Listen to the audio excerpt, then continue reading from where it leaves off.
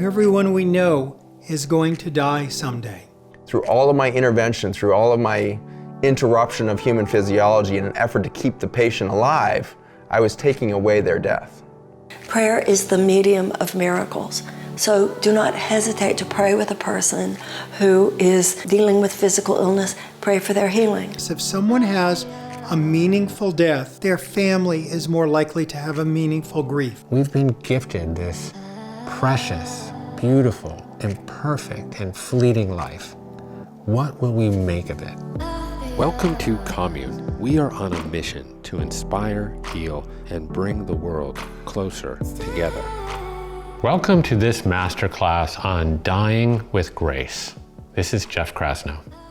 And this program explores our relationship to our own mortality and how planning for and contemplating our own inevitable death can help us find more joy, more meaning, and be more present while we're still here living. We'll learn how we can prepare to die with dignity and how to support others navigate this universal transition as well. We'll learn about changes we need to reify in our current healthcare system when it comes to palliative care. We'll touch on the spiritual dimensions of death, its unpredictability, and its inevitability. This masterclass features excerpts from some of the incredible courses we have here at Commune, including David Kessler's Help for the Hurting Heart, Dr. Zach Bush's course, Vital Health, Marianne Williamson's program, Teaching the Teachers, and a course led by yours truly on Stoic Meditations. To try all of these programs, sign up for a 14-day free trial of Commune membership at onecommune.com/trial. We'll begin with a lesson from David Kessler on caring for a dying loved one. David Kessler is a leading expert on grief and loss. His experience with thousands of people on the edge of life and death has taught him the secrets to living a purposeful and fulfilled life, even in the wake of life's tragedies. He is the author of 6 books, including the recent bestseller, Finding Meaning, the 6th Stage of Grief. He has also co-authored 2 books with Elizabeth Kubler-Ross, including On Grief and Grieving, which updated her 5 stages for grief. Without further delay, I give you David Kessler. In this video, we're going to talk about caring for a loved one who is dying. Some of this may help you if you're dealing with someone who's seriously ill or has a chronic illness, but a lot of the information is geared if your loved one is dying. One of the sayings you often hear is, believe the diagnosis, but not the prognosis. None of us actually know when someone's going to die. But there are things we can learn about that can help us. First of all, this is so helpful because one of the things that my teacher, Elizabeth Kubler-Ross, really wanted in me is there's a lot of people in our modern world who are experts on end-of-life care and palliative care and hospice, and there's other people who are grief experts. And it was important to Elizabeth that I know both. So you'll see I have books on death and dying and books on grief. And the reality is that the death shapes the grief. The death shapes the grief. So I want you to think about this. If someone has a meaningful death, their family is more likely to have a meaningful grief. If someone has a complicated death, their family is more likely to have a complicated grief. So, for example, in my lectures, I've had it where someone on one side of the room raises their hand and says, my father died last year of this type of cancer, and we were all gathered around him. And it was so profound, that moment of death, and we all shared that. It was so meaningful. And someone on the other side of the room said, our loved one died from that type of cancer too, and it was the most traumatic experience we ever had. Both people died alike, but one family experienced it as traumatic, the other one as meaningful. And a lot of it is we don't even know what death looks like anymore. We've lost that sense of what the end of life looks like. It's interesting. Americans sometimes feel like death is optional. Maybe I will, maybe I won't. That's not the reality for all of us. I say, unfortunately, the death rate is 100%. And everyone we know is going to die someday. But in our modern world, we're so separated from death. I can remember when I was a kid, my parents were driving me to school and we'd be behind a hearse. Or you'd be doing something and there'd be a hearse going by. In the world, decades ago, hearses were always around us. When was the last time you were driving to work or somewhere and were behind a hearse? It doesn't happen in our modern world. Now a hearse just goes from the chapel to the mortuary. The dead move around our cities now in white unmarked vans. The next time you're behind a white unmarked van, you're behind a hearse. And there's a cost to not seeing this experience. If you want to see death these days, you got to go to the movies, you got to watch it on Netflix, on something streaming. That's where you see death. We've sort of tried to sanitize our Western world, and we don't have this experience, and we lost something with that. I can remember growing up when the hearse would come by. If the electrical lineman was working on the electrical pole and a hearse was coming or a funeral, he would come down off the pole and stand at the side of the street and take his hat off and pay respect. If someone was mowing their lawn and the hearse went by, they would stop mowing and stand there, giving attention to it. We've lost all of that in our modern world. And because of that, we don't know what this dying experience looks like. We don't know how to be there with our loved ones. Woody Allen has a quote that he says, "I don't mind dying, I just don't want to be there when it happens."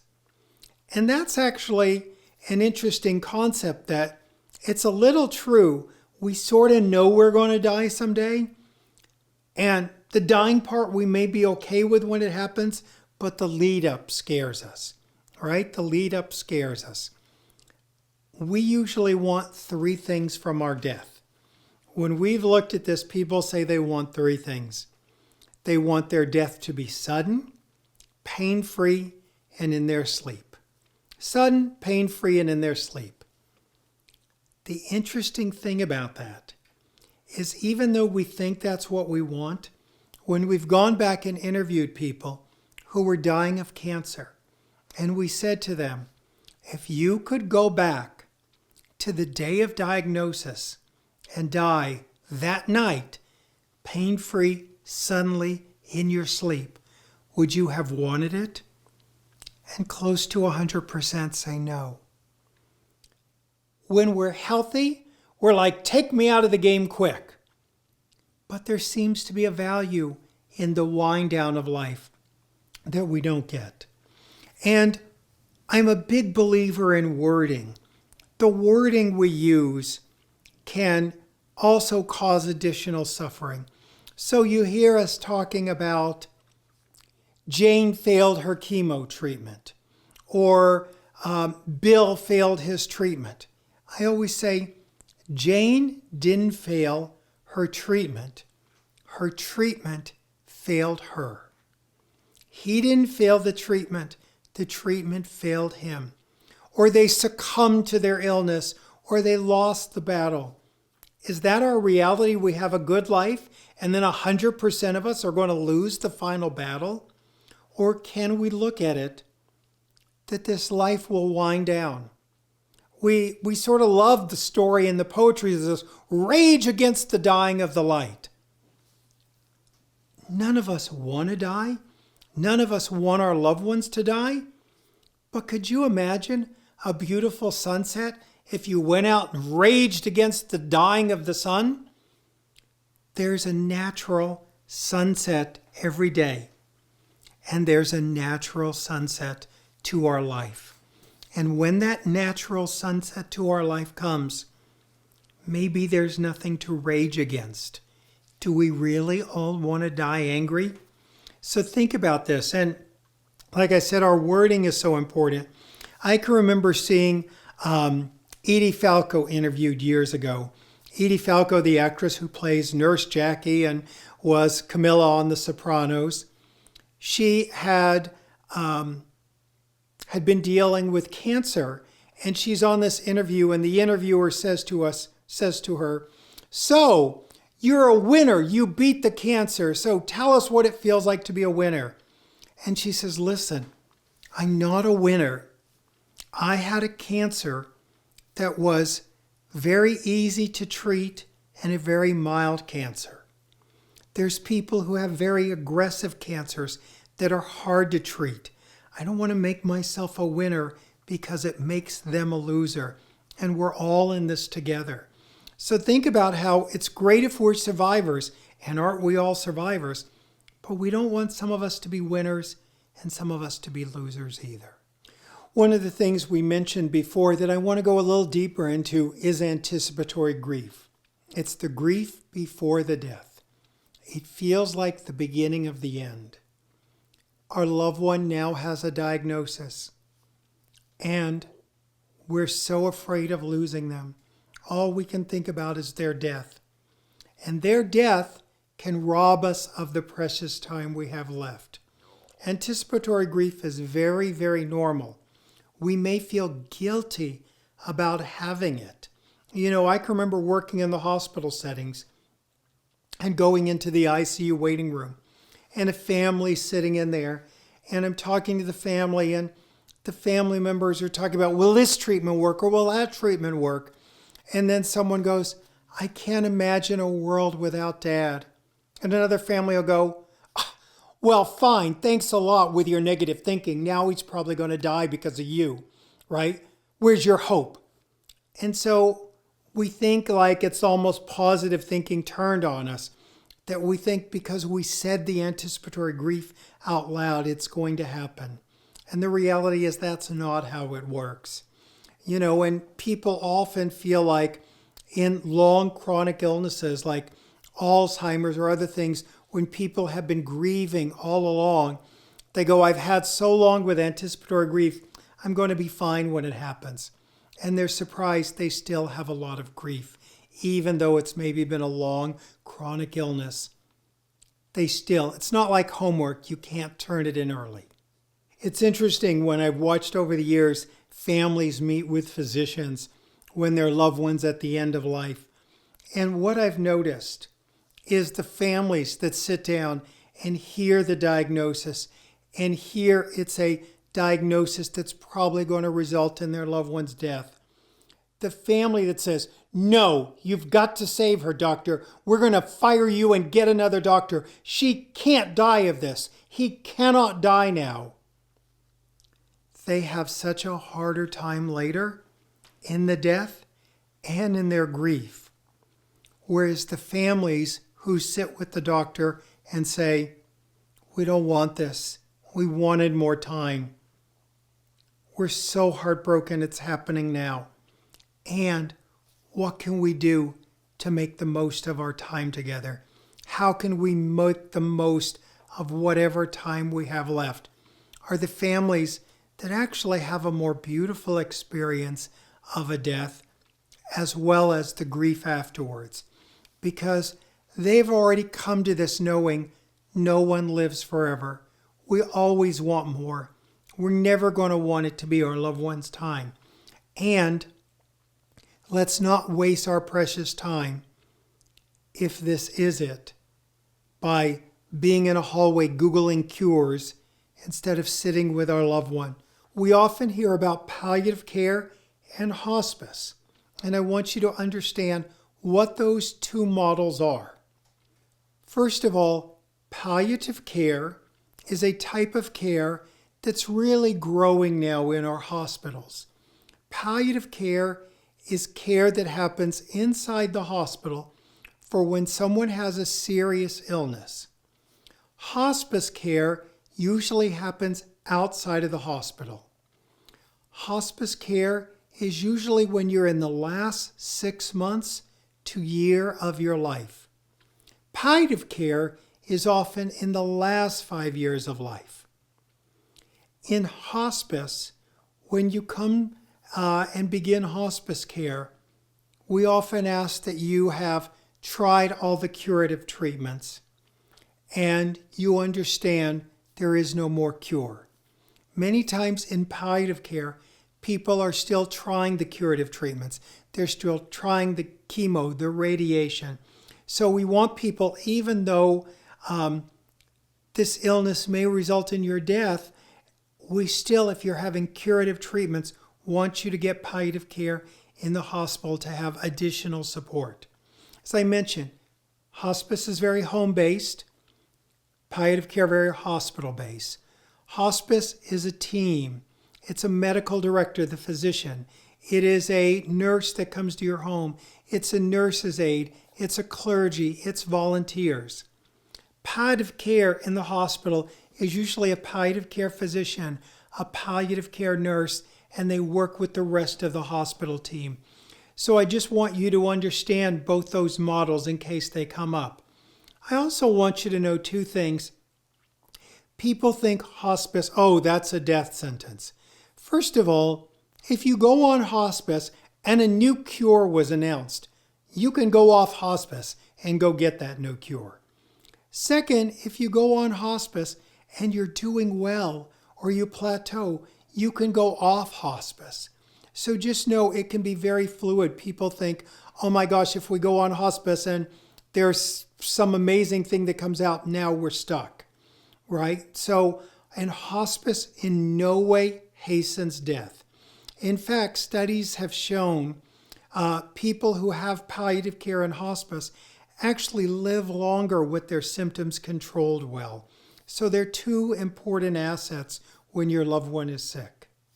When we're thinking about a serious illness, especially one our loved one may die from, we struggle with a couple of concepts: hope and miracles. So I want to take a moment and talk about hope and miracles. So hope always changes, and I think of hope as keeping suffering in check. There's different phases of hope. We may initially hope for a cure. We may then hope there's a treatment. We hope our loved one's life is going to be prolonged. Then we may hope for a peaceful death. We may hope we're there with them. We may hope that there's an afterlife, that we meet again. My experience is hope doesn't go away. It only changes. And I think about having hope is so important. And we never want to take anyone's hope away. It's interesting, I often ask people, what are you hoping for? You know, it's interesting as we talk to physicians and nurses, I'm always trying to teach them to respect the patient, the family's hope. Many times they don't know how to even have language around this hope. I often talk to people about, I wish I had a magic wand and could change this. Or I hope there is a cure someday. And I'm so saddened that we don't have one to offer you now in this situation. Or I wish we could do more research on this and find a different answer that your loved one isn't going to die. But sometimes the research is clear around some illnesses, and it never means that we know how long someone's going to live, because we all respond to life and illness differently. So I do think about, as you work with your loved one getting treated, one of the models that's often used is this idea of benefit versus burden. Every treatment has a benefit and a burden, and so you want to look at that. So I'll give you some examples. Let's say something like breast cancer. Breast cancer, there is a burden that your loved one is going to have to get chemo and maybe some radiation, and the burden is they're going to be sick for a while. The benefit outweighs it. They're going to live for years longer. High benefit, low burden. something like pancreatic cancer. The reality of that is different. We might have the burden is your loved one's going to be very sick for a long time, and they get just a few months to live. So sometimes, depending on where their cancer is, how bad it is, how much it's spread, to look at benefits versus burdens, that can be a helpful model.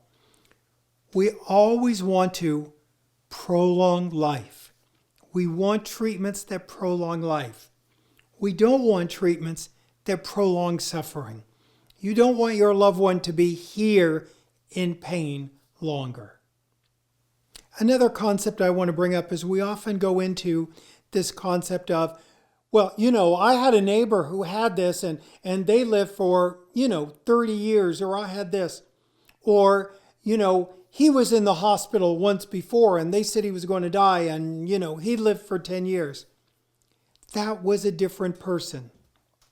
This is your loved one. Or, I understand that your loved one was sick years ago. That was then, this is now. We have to look at ourselves individually and in this moment. And to not make sure we're fighting reality.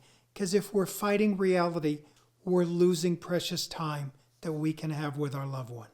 I often have discussions with people about hope and miracles. I'll say, my hope for you is that you can make the most of this time. My hope for you is that you can have a peaceful death.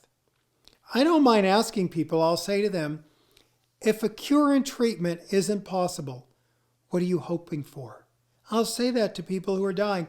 If a cure is not possible, what are you hoping for? They'll often have things they're still hoping for. You'd be surprised how hope continues to exist. Sometimes I'll tell people the miracle I'll see.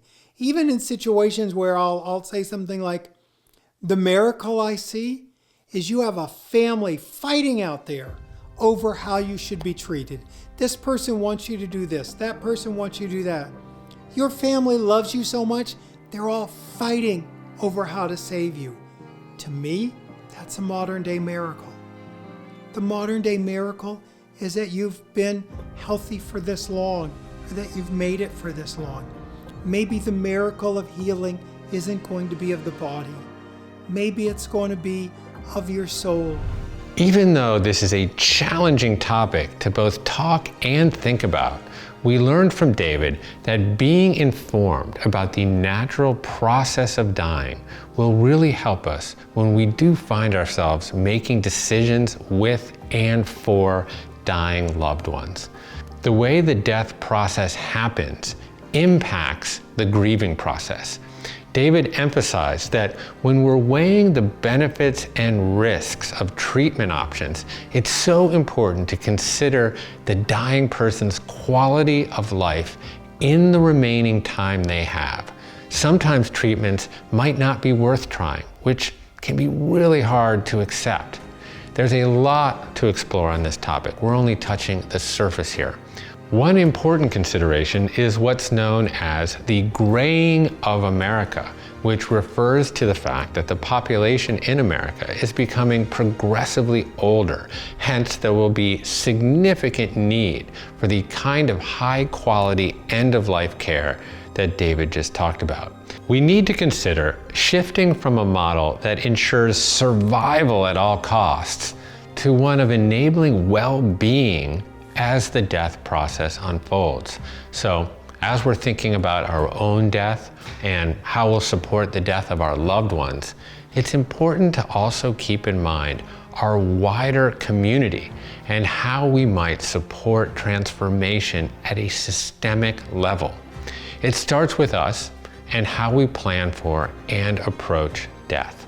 If you found that lesson from David Kessler helpful, please consider enrolling in his 10-day course, Help for the Hurting Heart, with a free Commune membership trial. Just go to onecommune.com/trial. In his course, David guides you through the grieving process in a way that leaves you feeling at peace and free to create a life of meaning after your loss. We can experience other forms of grief beyond the loss of a loved one. For example, a breakup or job loss or ending a friendship. It's important to learn how to honor and attend to your grief in a way that heals what hurts while letting go of guilt, anger, and what ifs. You can live a happy and fulfilled life even after life's most painful experiences. In this next section, we'll be hearing from Dr. Zach Bush about his experience working in the healthcare system and how he concluded that many of the medical interventions he was using to keep people alive was actually robbing them of their sacred death. Zach is a triple board certified physician specializing in internal medicine, endocrinology, and hospice care. Here's Zach's perspective on our relationship with death. It was early on in my hospital work at the University of Virginia. I was probably in my third year of residency or something like that. And once you're a senior resident in the ICUs, you're running those ICUs. You know, the attending physicians will come in for an hour or 2 or 3 in the morning to round with the team, talk about the patients. But the rest of the 24-hour period, you are really running those ICUs. And you know, every few minutes, something else is happening in those ICUs. Critical medicine changes, drug changes, IV drip lines need change rates. Somebody's in congestive heart failure suddenly. It's always chaos control in those ICUs, and I freaking loved it. I loved the adrenaline rush of it. I loved the ability to be working with drugs and tools that could change physiology in a split second. I felt like a god. I could choose whose heart rate would be at which level by the rate of a drip that I would pour into their vein. Everything was controlled because we had taken away all autonomy from the biology of our patients. We had tubes in every orifice. We have literally rectal tubes to pull the stool out of their colon. We've got catheters into their bladder to pull the urine out of them. We've got, you know, central lines into their giant vena cava, garden hose of a blood vessel going into their heart. We've got a massive cannula in their neck to measure arterial blood gas and chemistries in real time. We've got a tube down their throat taking away their ability to breathe and taking that over on a respirator machine. We've got drugs turned on to make sure their brain is shut down so they're not conscious of the horror that they're currently living in. I couldn't see all of that humanitarian crisis because the metrics for success that I had been given were blood pressure, blood sugar, ins and outs of fluids, the amount of sodium and potassium in the blood chemistry in the morning, the glucose level. These were the metrics of success. And I felt so smart and powerful and, in fact, effective as a physician when I made all those numbers look right. That worked for the first year or two, but by the time I'd been there through that a few cycles and realized by the 6th, 8th rotation through the ICUs, I was starting to see the same patients who were bouncing in and out of the hospital, back in the same horrific state, and then we would pound on them for days or weeks to get them back to some sort of autonomous physiology, to get them discharged again, and then they would bounce back in again. And every time they came back in, their whole situation was even more horrific and amped up, and multi-organ failure and the rest. But the journey that was really intense was watching the toll on their families. Watching children come in month after month, watching their parents go through this horrific experience, never touched by a human hand unless it had a latex glove, unawares, drugged to the point where they're unawares of human speech. They're in a complete stupor. Watching this wear on families over time, I could see psychosis arise in family members after they're in and out of the ICU every day, trying to advocate for their loved one, trying to be present. They start going psychotic. They start getting paranoid, they start getting abusive back towards the staff, or they start getting hopeless and depressed. It was too much for the human psyche to hold. And so I started to kind of reevaluate my metrics of success. And in that third year, and then leading into my subsequent year of teaching when I was a chief resident, I started to give myself space to see it from a different angle, to start to see this whole ICU journey from the perspective of the patient, perspective of the family with that patient, that loved that patient, that had a lifetime of memories with that patient. And what I witnessed was something completely different, of course. I was witnessing a complete disruption of a spiritual journey. It was not a journey that could be delayed forever. Ultimately, the patient is going to die, and the family is going to have to be okay with that. On some level, they're going to have to go through that grief process.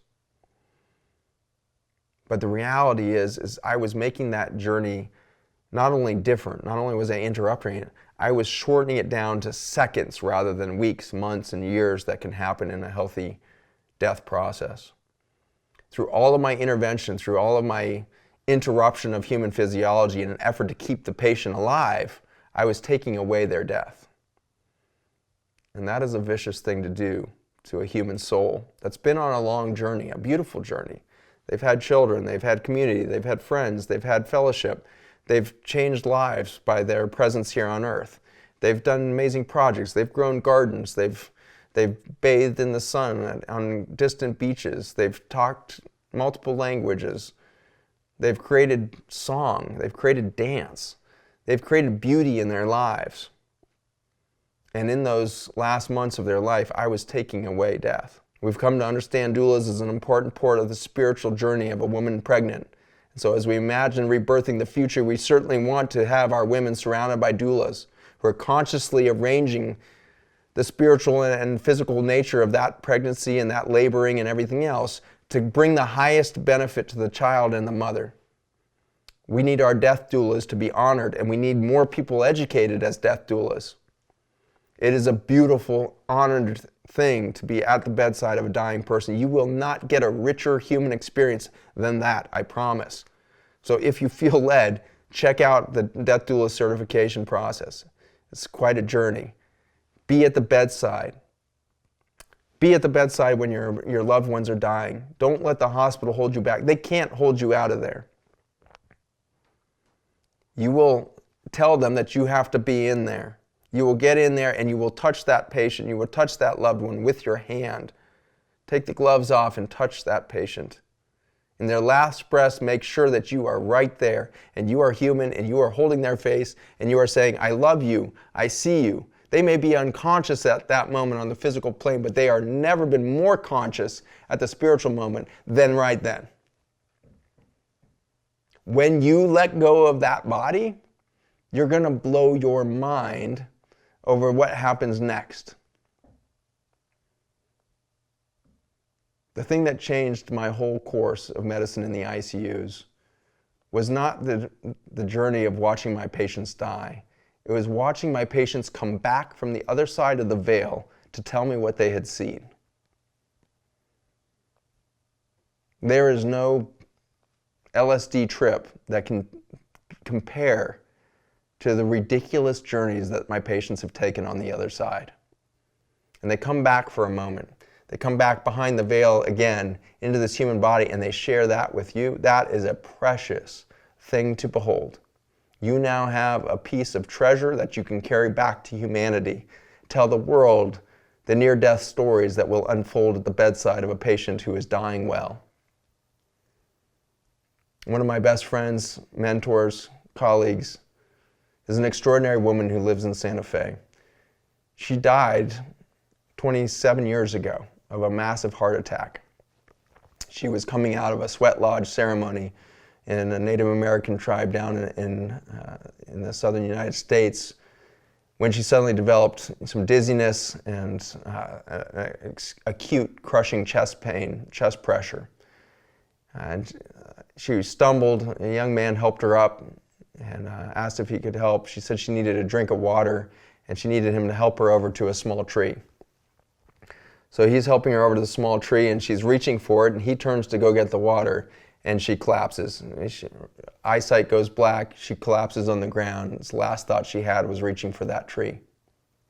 Suddenly she was on the other side of the veil and she was falling off the surface of the planet and she could see her body there and she could see people running around. And she was falling off the earth and she was seeing the mountains in the distance and she was accelerating into the darkness above her, the space above her. And then she was flying like Wonder Woman, hands outstretched, and she was flying through the solar system, then accelerating through the universe. She went on a journey that was interdimensional, suddenly seeing another distant galaxy speeding towards this swirling white light. The galaxy coming in sight, zipping into the midst of the galaxy, solar systems coming in, suddenly coming at her, 2 planets. One planet moves in orbit in front of the other, and there's a dark spot in the middle of that planet that suddenly feels like a gravitational force and pulls her into that planet. She then lands on her feet. She's accelerating towards the surface of the planet, slows down at the last second, and lands on a cliffside, on a beautiful mountain range covered with this green jungle, exquisite beauty, flora that she's never seen before. And there's a huge cave in front of her. And walking out of the cave is her son that had been killed in a car accident a few years earlier. Sudden disappearance. A heartbreak that had been one of her highest in her life, dying at 67 from a massive heart attack. Her son came out and wrapped her in his arms. She could smell his body odor. She could feel the hair on his arms across her back. She had a physical reunion, communion with her son, who then, in his joy of seeing his mother, said, "Let me show you my home." And he took her into the cave, and the cave was filled with foxfire. Something that looks like foxfire, at least, these tiny little glowing worms all over the inside of the cave that lit it up like a star field. And he took her down into a small clearing within the cave, and there was a fire burning. And he sat her down there and served her tea. Talked about why he had signed off of the life on earth and what life he had picked up. They exchanged tea, they had communion, they celebrated their reunion.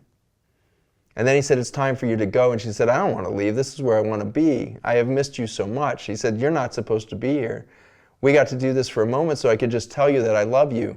I had to disappear quickly, but I wanted to come back and tell you. I wanted this moment to happen so I could tell you not to have any heartbreak. This was my journey. This is what I wanted. I'm here where I'm supposed to be."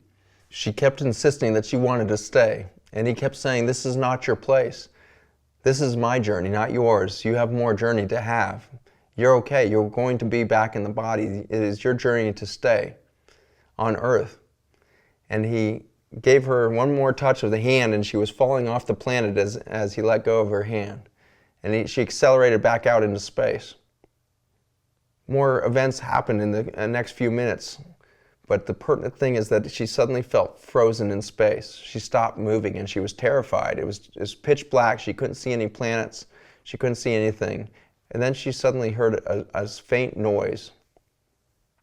And she just put all of her will towards moving towards the noise. So she's moving consciously, intentionally towards this noise, and it's getting louder and louder. It's pitch black. And she suddenly slams into the physical body again, opens her eyes, and the Indian chief is blowing the eagle whistle in her face. The eagle whistle in this tribe was designed to help souls orient as they let go of the human body, either towards their next purpose or orient them back into the body if they are to stay. She slams back into the body with the call of the eagle whistle, takes a deep breath. The people around her had been doing compressions for over 20 minutes. She had been without a pulse for over 20 minutes, dead.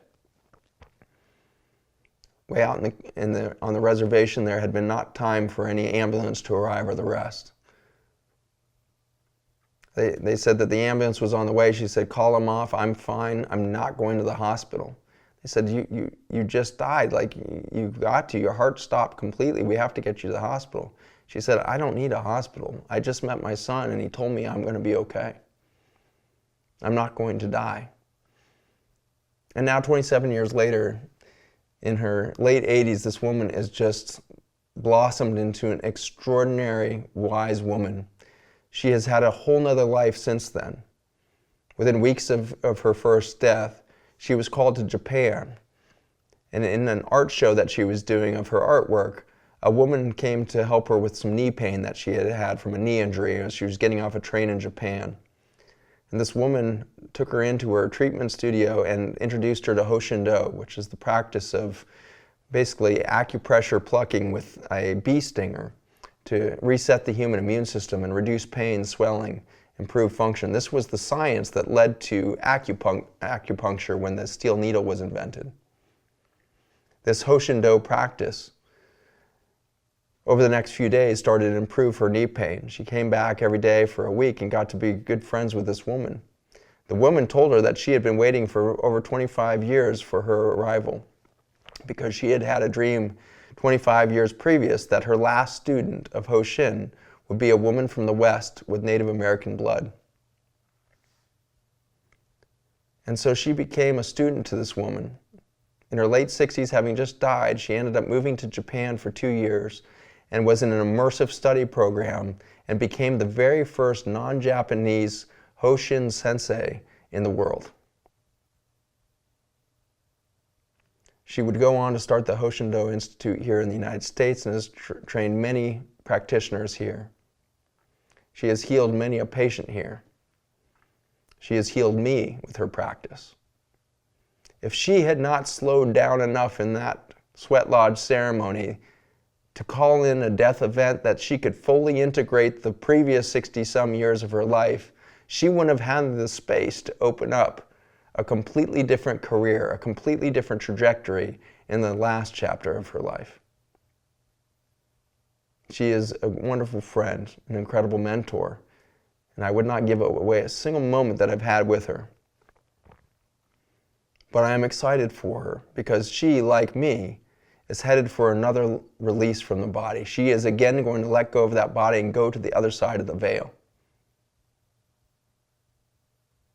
And I am too. And you are too. And the journeys on those sides are more beautiful than you can imagine. And so get ready. Be present. Be inspired to be at the death and dying process of a loved one. If you don't want to be a death doula, that's fine. But get in there and get involved. Be present. Listen. Listen to the memories that will come through at the bedside when the person is asleep or unconscious. The energy is all there. All the memories are there. You can integrate that knowledge into yourself. Be present. Heighten the vibration of humanity. The death and dying process is the penultimate journey. It is the penultimate opportunity to change your vibration. So plan it. Talk to your loved ones. Imagine it. Journal it. Write it down. What do you want the journey to be? What trips will you take on the other side of the veil? If you could travel interdimensionally to some other planet, what would you want to see? Think bigger than anybody is thinking about death today in the West. Think ceremonially. Think in reverence over that last path, over the last journey. If you have felt stunted in your whole life, that you've felt unheard, unseen, you haven't been able to voice your opinion, voice your dreams, pursue your purpose, you can and will in those last minutes of life. So live like you're going to die tomorrow and die today so you can live tomorrow. It's time for us to change our relationship to death so that we can indeed birth that future that we would all like to see. Thank you for being part of this game. I'm honored to be here with you. Okay, so Zach is passionately encouraging us to have reverence for death, and by extension, for life. He stokes our sense of wonder for the cycle of nature. He urges us to pursue optimal health by understanding our place in nature and as part of it. He exhorts us to heal humanity through healing ourselves. Zach believes we are at a tipping point toward either mass extinction or mass evolution, and that living our lives right now through the mindful awareness of our imminent death is one way we can reach higher levels of consciousness and the overall well-being that will influence which way humanity tips. He's suggesting that the wisdom we gather during our lifetime, everything we do, say, and experience will shape what happens after we die for generations to come. It will influence those that we leave behind as well as our own soul. He's talking in a way about karma, the idea that we can transcend the cycle of life and death, aka samsara, through meditation and what he calls integration. If we live in a state of gratitude, aligned with nature, we'll transcend toxic cycles, reset past traumas, negative thinking, self-doubt, and through this individual transformation, have a positive impact on the rest of humanity. He's saying we can live fulfilling lives now, today, by slowing down, meditating, dancing, singing, connecting with others in deep ways, and that by doing so, our own death will be a sacred experience. He's telling us to have reverence for each other, to take care of one another, love each other well, right now, today, with urgency. That waiting until later makes no sense, because no matter how much time we have left, it's quick. He encourages us to know the lay of the land when it comes to death and dying, that we should be prepared for this transition, to plan for it, to determine who we want to be with and what gifts we want to leave behind, how we want to contribute to the up-leveling of humanity. His message is truly one that you matter, that we all matter, that if we all do what it takes to heal, if we all commit to a life of gratitude and kindness, we are bound to create a better world for future generations, one where the earth thrives and we live in peace with each other. This is a beautifully optimistic idea that cynics love to denigrate, but it makes sense. If everyone did the things Zach talks about, the world would certainly be a better place. So why not try? Why not have it start with you? So if you want to hear more from Dr. Zach Bush, he has a full 10-day course on Commune called Vital Health, where he examines the building blocks of human biology and how we arrived at our current misconceptions around nutrition, disease, and what it means to live well. By the end of the course, you will have a completely new view of nutrients that we have either villainized or overconsumed, including cholesterol, salt, fat, carbohydrates, and proteins, as well as a better understanding of the complex relationship between human health and soil health. And even more importantly, you will see how beneath these diet dogmas and food fears is a warlike mentality that is preventing us from reaching our highest potential as humans. He dives deep into the idea that we're at a tipping point that I mentioned earlier of chronic disease and suffering, and we can tip toward mass extinction or toward evolution. This course works with the possibility that we can wake up in time to change the pattern and live more consciously and aligned with nature. Take his course for free with a Commune membership trial available at onecommune.com/trial. Along those lines, our next lesson is by Marianne Williamson, who is a New York Times best-selling author, spiritual thought leader, dynamic public speaker, and former presidential candidate. Her first book, A Return to Love, inspired by A Course in Miracles, thrust her into the national spotlight in 1992 when Oprah featured Marianne on her show. Since then, Marianne has never looked back, penning 12 books and inspiring millions of people to cultivate a life of love and to bring their best selves into the world. Here she discusses her beliefs around who we really are, namely that we are not our bodies and that love is the only thing that is truly real. That dying is not the end of life, but a continuation. So without further ado, here's Marianne Williamson on the body, sickness, and death. In A Course in Miracles, we're taught that the body is just a suit of clothes. Your physical birth is not the beginning of your life, but a continuation, and your physical death is not the end of your life, but a continuation. It says that the body is already programmed to perform perfectly and to remain in perfect health for as long a period of time as it would serve your soul growth to have a body, except when we over-attach our sense of identification to the body, that puts a stress on the body that the body is not meant to carry. In other words, the healthiest perception of the body is the realization that we are not our bodies. And this is just one more way in which the way to be most powerful on the earth plane is to realize that your essential self is not of the earth plane. So the body is like a precious suit of clothes. The Course in Miracles says the body itself was not created by God. The body itself is a manifestation of our belief that we are separate. Remember, the body is here within this three-dimensional illusion. However, that does not mean that the body is not holy. The Course in Miracles says that anything in the material realm, the body or anything else, is holy or unholy, determined by the purpose ascribed to it by the mind. So, the body, the Course in Miracles says, is a beautiful lesson in communion until communion is. So when we see the body's purpose as being that by which we might further the healing of God's Son through the extension of kindness, compassion, help, service, tenderness, and so forth, it is a holy thing given to God for God's purposes.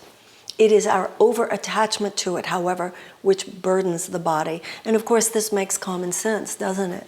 We know how much sickness derives from stress, and we also know how much sickness derives from environmental toxins, etc., that themselves derive from our lack of reverence for the earth.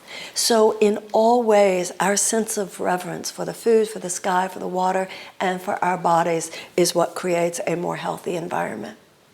Now, as part of this, we realize then that death does not exist. So when we drop the body, the Course in Miracles says this is not the end of life. And often when we are dealing with people who come to us for counseling and so forth, we are dealing with people who have been diagnosed with life-challenging illnesses or are dealing with that topic in the life of someone that they love. And we want to help people to understand that their life is separate from the life of the body, that the life of love is the only real life. And the Course in Miracles says that a lack of love is the only real death. Sometimes people are looking for physical healing. Obviously we are. And yet at the same time, you as a counselor, you as a teacher, you as a prayer practitioner, can't know. You're going to pray for somebody, pray for their healing, but you're not going to know what form is that healing going to take. Sometimes it's going to take the form of an actual physical healing, and sometimes it's going to take the form of their finding inner peace as they approach death. The Course in Miracles says one day we will realize death is not the punishment, death is the reward. You're learning how to pray with people is one of the greatest services that you can perform for them. And in my book, Illuminata, there are prayers kind of for every occasion. So I recommend that you look at that in order to find words. Not that you need me to provide you with words, but sometimes you want a little bit of a jump start.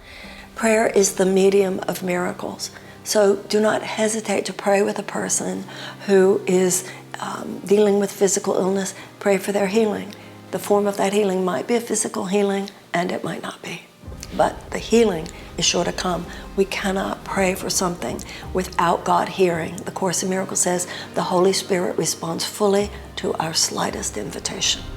Marianne's belief system echoes the teachings of many spiritual philosophies. She contends that much of our suffering stems from our over-attachment to this physical plane. It's our over-identification with, as the Taoists say, the world of the 10,000 things that results in our craving for and clinging to material objects. Marianne proffers that through meditation, service, and prayer, we can learn to inhabit the part of ourselves that is eternal. And this in turn provides solace from the fear of death. She teaches that the purpose of our manifestation here in our ephemeral bodies is to heal ourselves and others through kindness and service and love, the only real true thing in life. And ultimately, it's a fear of death that drives so much escapism and self-destructive behavior that causes us to miss out on our own very lives. So many of our societal norms have their provenance in fear. We spend our lives striving for status and financial wealth, empty pursuits based on our fear of judgment, rather than spending our lives in a state of gratitude, focusing on what actually matters, which is love for ourselves and others, love for the earth, and reverence for the miracle of nature. It's this basic misconception that we're somehow separate from nature and separate from each other that leads to societal systems that results in so much global immiseration. Now, I understand that for many, having faith in the idea that part of us lives on after we leave our bodies is too far-fetched and lacks evidence. It is quite possible that consciousness is coterminous with death. However, it's also quite possible that consciousness is not just a product of a fortuitous combination of atoms in our brains, and that there is a broader collective awareness to be found on the other side. Now, if you find the word God challenging, if you struggle with what Marianne is saying because you want hard empirical evidence, I get it. This, after all, is the ultimate question, the hard problem of consciousness. And I wouldn't trust anyone who claims to have all the answers. As Lao Tzu wrote, "Those who say do not know, and those who know do not say." You must find the concepts and the language that works for you. The self-examined life is one in which you define your own conception of God, Spirit, Brahman, the Tao, nature, the Dharmakaya, or whatever semiotic you choose. You create meaning and purpose in a manner that helps you live your Dharma. So if Marianne's terminology doesn't resonate, I encourage you to look for the intention behind the words and build from there. What she's pointing to is beyond words. What she's pointing to is a way of living and dying filled with love, beauty, joy, meaning, kindness, tenderness, and peace. The great Afghani poet Rumi wrote, "There are 1,000 ways to kneel and kiss the ground. There are 1,000 ways to go home again." At Commune, we believe that there are multiple paths that lead to a life of what the Greeks called eudaimonia, or what we might call well-being. And Marianne's approach is one of many we offer on our platform. Another approach that might speak to you is a brilliant philosophy of ethics founded in the 3rd century BC called Stoicism. Now, Stoicism is rife with wise maxims, but if there is a single quotation that epitomizes Stoicism, it may be this one from Marcus Aurelius, who served as the Emperor of Rome from 161 to 180 AD. "Objective judgment, now at this very moment. Unselfish action, now at this very moment. Willing acceptance, now at this very moment of all external events." That's all you need. Next is an excerpt from a 10-day course that I lead called Stoic Meditations. In this short contemplation, I introduce the concept of memento mori, literally remembering your own mortality, a practice that actually results in a gratitude for living. As always, enjoy this course and Marianne's in Commune membership. Just go to onecommune.com/trial to try all of our courses for free for 14 days. In his meditations, Marcus Aurelius wrote, "You could leave life right now. Let that determine what you do and say and think." Memento mori is the practice of acknowledging your mortality, or literally in Greek, remembering death. This practice is central to numerous philosophical and spiritual traditions, including, but not limited to, just Stoicism. In Buddhism, there is a practice known as Maranasati, Sanskrit for mindfulness of death. The 11th century Buddhist scholar Atisha developed contemplation specifically focused on this death awareness. And these meditations concentrated on death's inevitability, its unpredictability, and its many causes, and remind us that at the time of our death, our material resources are of no use, and even our loved ones cannot keep us from passing. In Greek antiquity, the philosopher Democritus built perspective and resilience by going into solitude and frequenting tombs. There is even an entire genre of 17th century art called vanitas that is designed to remind the viewer of their own mortality. Still Life with a Skull, a famous piece by the French painter Philippe de Champagne, features the three essentials of existence: the tulip, representing life, the skull, signifying death, and the hourglass, indicating time. Now, meditating on your own mortality is only morbid if you fail to see the point. It is a praxis for creating priority, meaning, perspective, and urgency. Death doesn't make life pointless, but rather purposeful. We've been gifted this precious, beautiful, imperfect, and fleeting life. What will we make of it? Will we waste our time on the trivial and the vain, or will we live courageously and strive to align our actions with our highest principles? The good news, we don't have to die to do this, but remembering that someday we will serves as a reminder to bring us closer to living the life we actually want. Okay, so here's the praxis. You've likely engaged in this thought experiment, perhaps over a glass of wine or 3. What would you do if you only had 6 months to live? What relationships would you mend? To whom would you apologize? What new experiences would you try? Create an inventory of the things you would do if death was imminent. Actually write them down.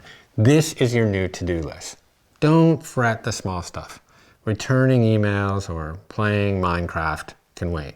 As Seneca wrote, "Let us prepare our minds as if we'd come to the very end of life. Let us postpone nothing. Let us balance life's books each day. The one who puts the finishing touches on their life each day is never short of time." The awareness of our inevitable and unpredictable death should serve as motivation to live a full and a virtuous life.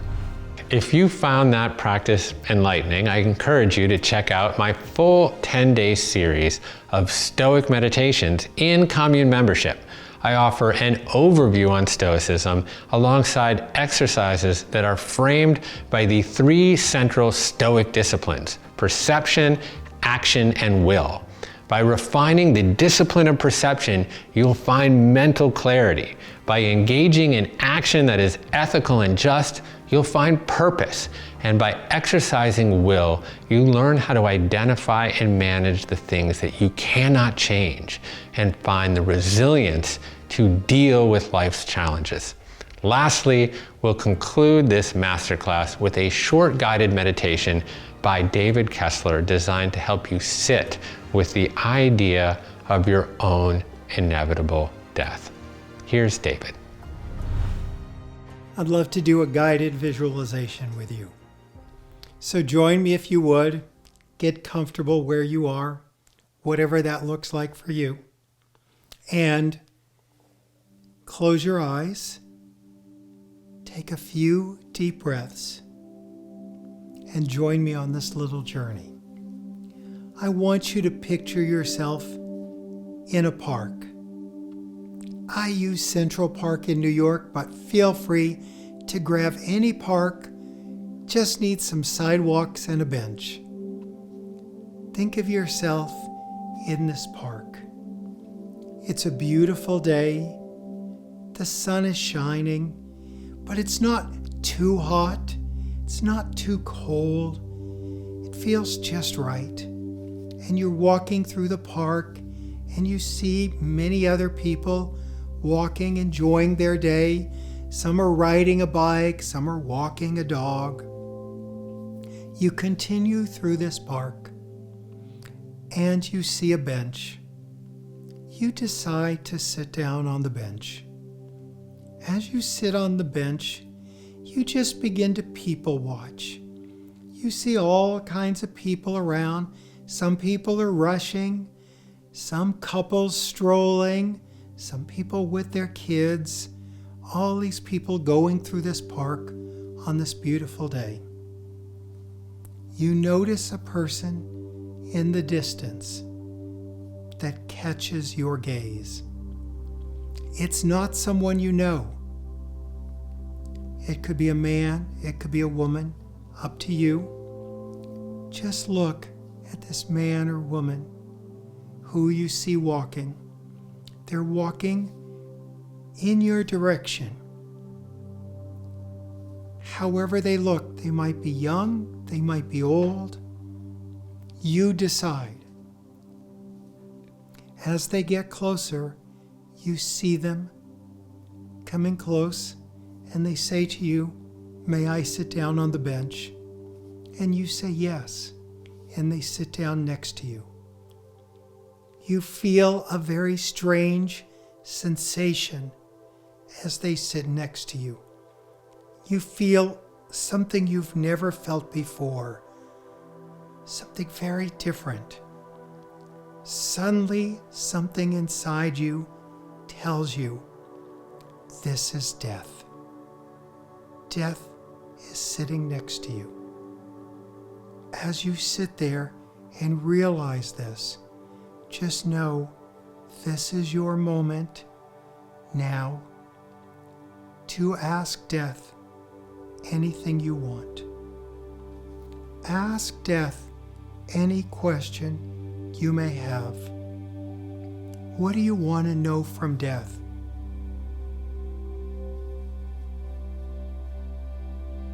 What don't you understand about death?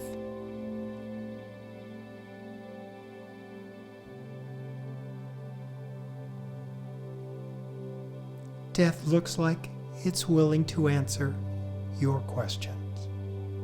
So take a moment to just sit there with death and ask your question.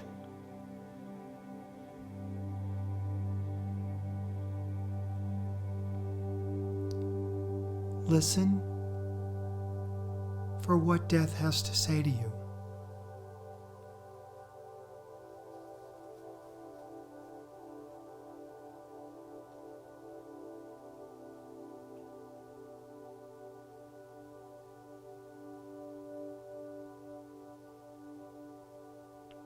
After you've asked and received an answer,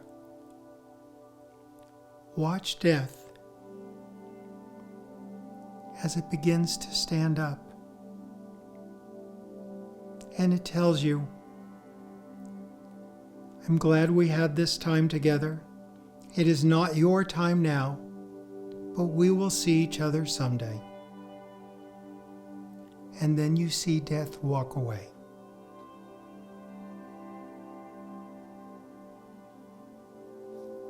You might want to write down what death said. You know, it's interesting to think how death lives in the world with us.